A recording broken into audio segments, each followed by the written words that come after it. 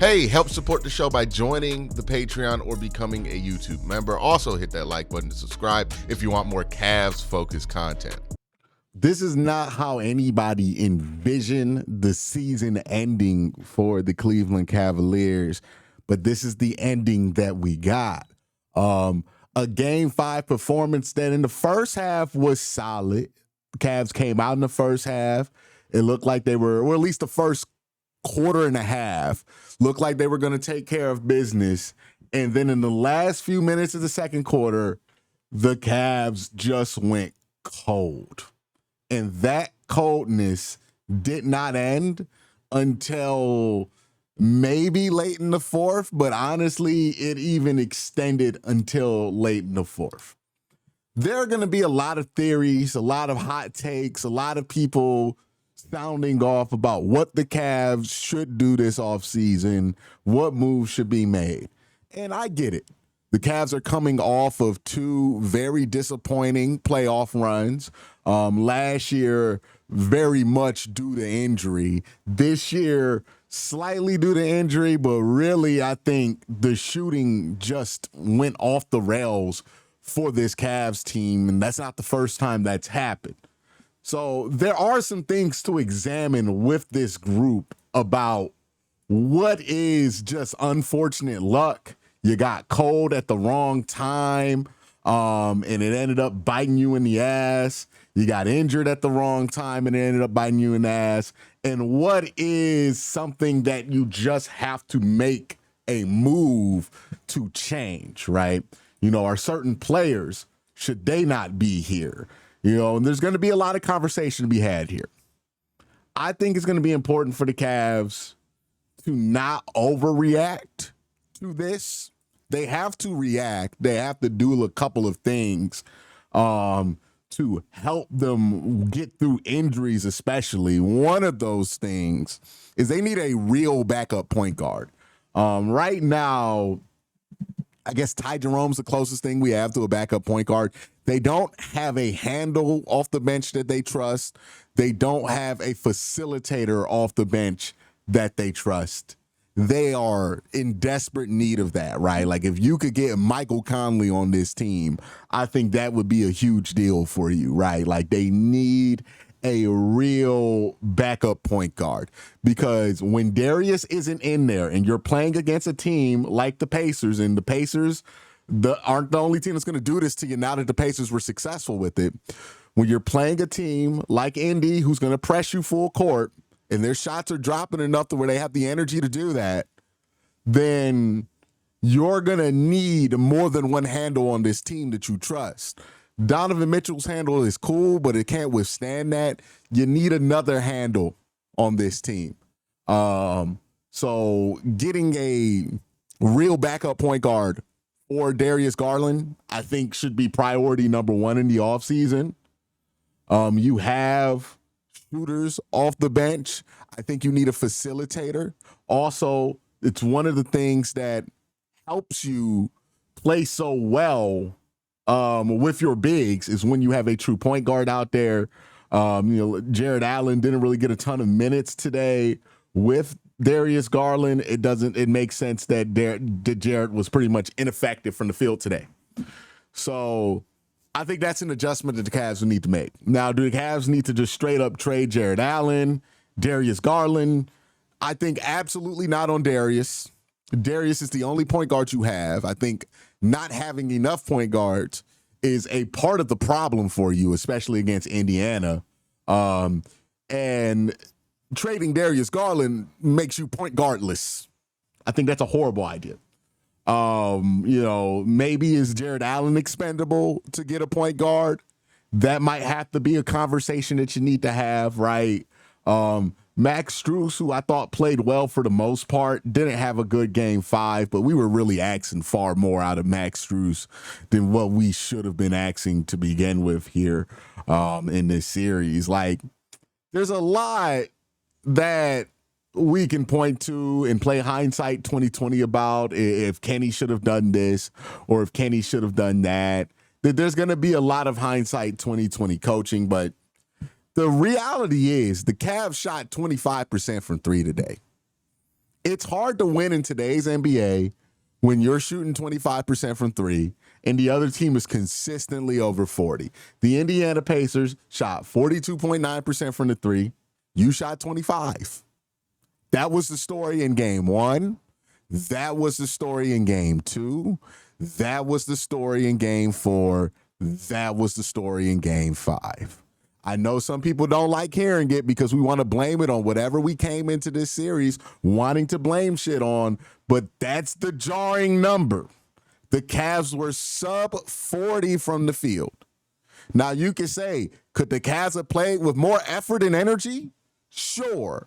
But in order to get effort and energy, I have the same conversation in football, right? Where people are like, you just need to play harder. You can play as hard as you want, but if you're not executing, it's not going to manifest itself as energy, right? It's just going to manifest itself in a bunch of penalties or fouls. The Cavs are playing plenty of hard in this game, and that's why they were fouling so goddamn much. But when you aren't executing on offense, you're going to look like you lack confidence and don't have energy. You're going to look like that because shots aren't falling. Meanwhile, the Pacers never seem to be lacking energy because they're always 50% from the field. They're making the shots. They're getting the putbacks. They're getting the good rolls. Cavs going to get a good roll in this game.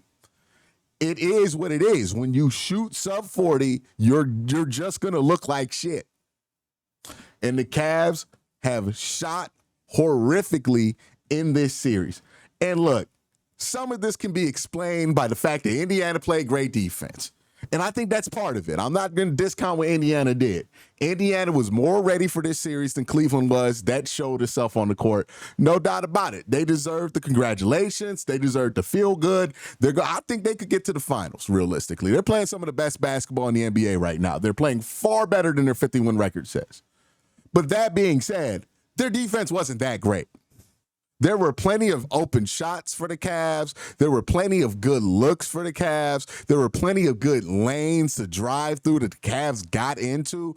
And we shot these shots, these good shots with our good players who make these shots, and they just didn't drop. More so than I've ever seen this season. The Cavs played their coldest basketball at the end of the season.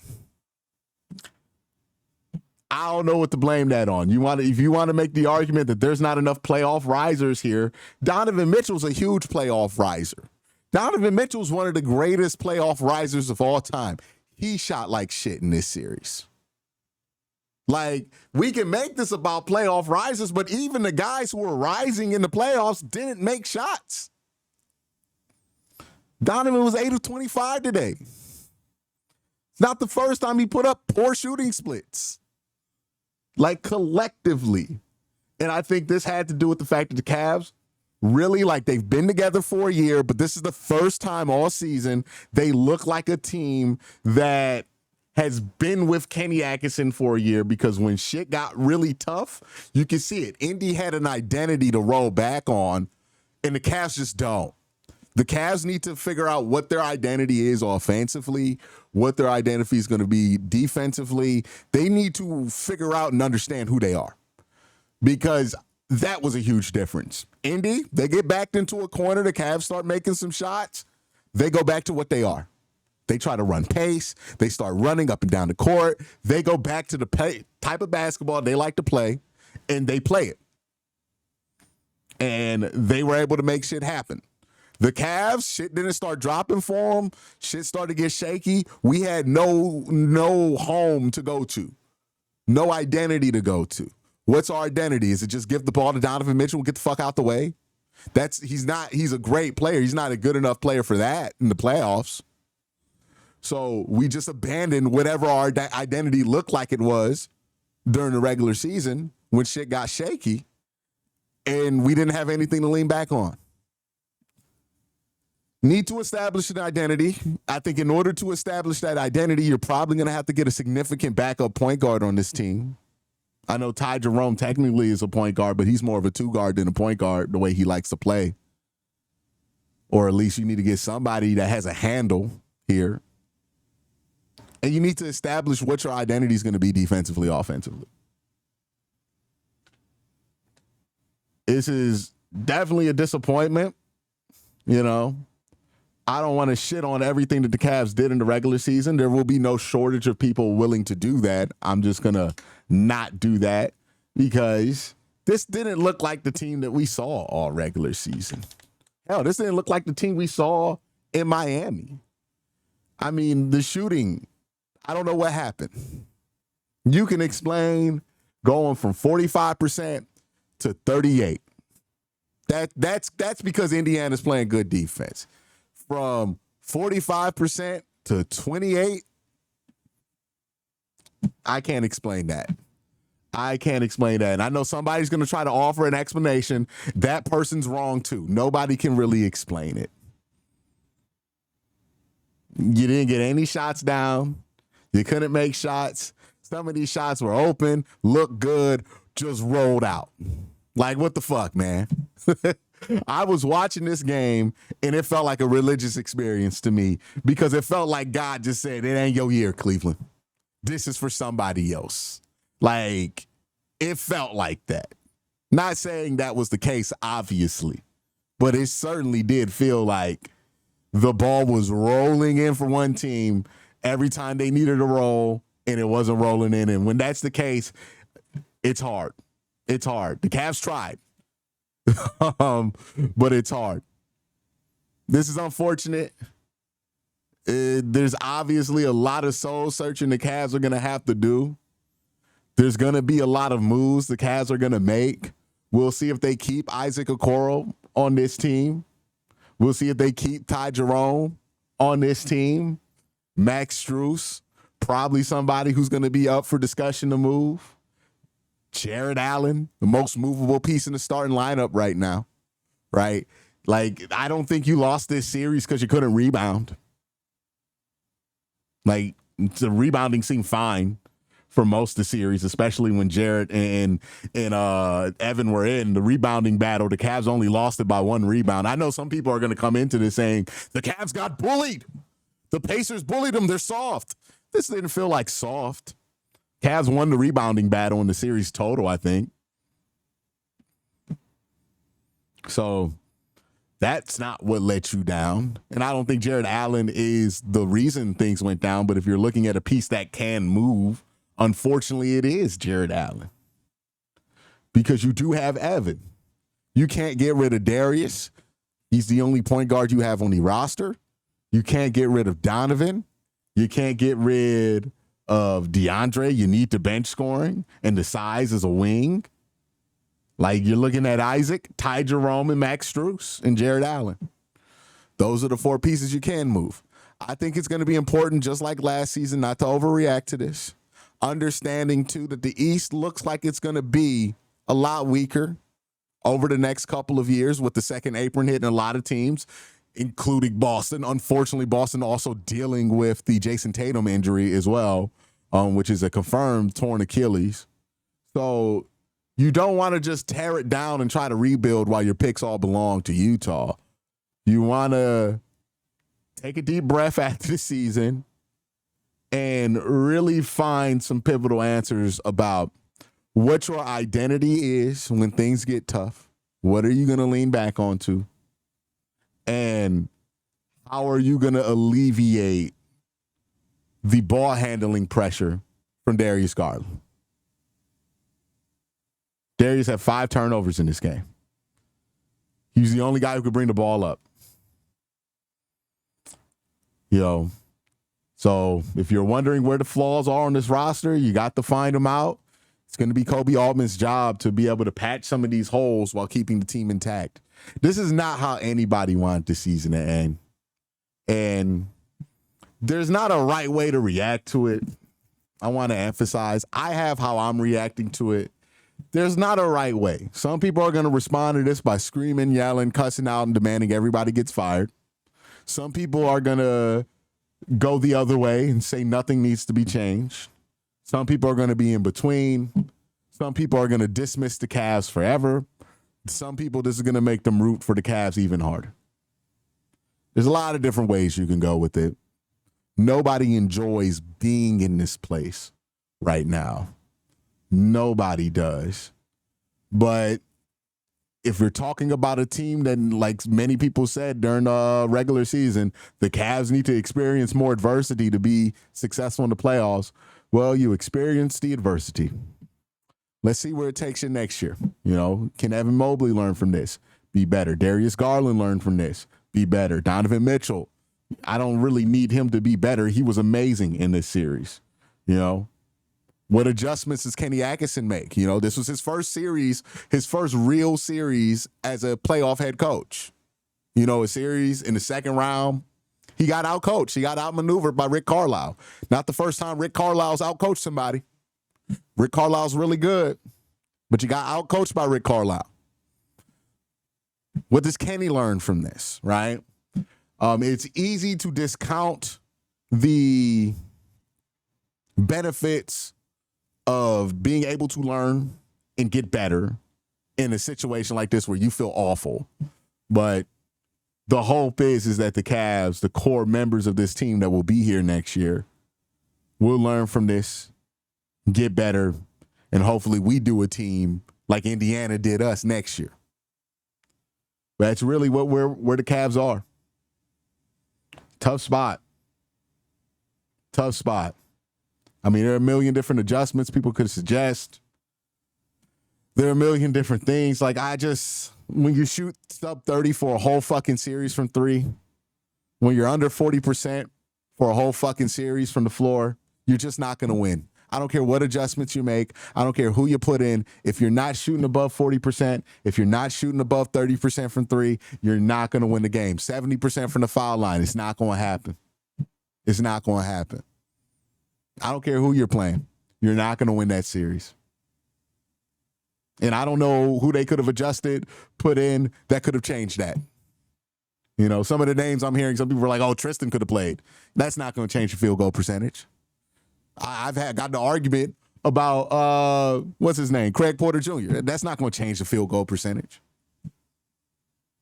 Part of this is just you had your coldest run at the worst possible time you could have had it. Part of this is, why is this always our coldest run? Are there some guys in here that simply cannot meet the moment? Going to be some hard questions being asked. Is Darius Garland somebody who can meet the moment? Is Darius Garland somebody who could hold up to the physical challenge of the playoffs? Is this core a team that can hold up to the physical challenge of the playoffs? Not like being physical. They did fine doing that, but just staying healthy. Like, is this going to always be a core where we're always talking about injuries? Is this always going to be a core where a team gets a little rowdy with them? Now they can't shoot threes anymore. It feels that way right now. Not going to lie to you. So you got to figure out what you can change within this core. You need people who can handle the ball, because teams are going to do what the Pacers did to you every series now until you stop it. And you need to figure out what your identity is going to be offensively. Also, how do you get Evan Mobley to be a bigger part of the offense? Because it seems like when the offense is slumping, we never decide to get the ball to Evan Mobley, even though he's playing well. Evan was 8 of 12, 24 points today. But he only shot 12 times. Like, he's never being asked to carry a heavier load than that. Some adjustments need to be made for sure. I think we're over-reliant on Donovan Mitchell in the playoffs. I don't know what happens every year to our three-point shooting in the playoffs. I don't know what happens every year to our shooting in general in the playoffs. Felt like it'd be different this year because you shot well versus Miami finally. But, man, you shot poorly against Orlando, I believe. The same thing happens against the Celtics. Now we're talking about this Pacers series. It feels like it's not just a coincidence. And if it sounds like I'm battling with myself on what I feel about this team, it's because I am. I don't have a definitive answer. Nobody should. Nobody knows what the definitive answer for this Cavs team is. We're just pondering, like, what the fuck happened? Got outplayed by Indy for sure. Got outshot by Indy. Got outmaneuvered by him. You know, a lot of shit happened there, man. We'll talk about it. Cavs are going to try to get better this offseason. We're going to talk about that as that happens. But y'all have a great day. Have a better night. Peace.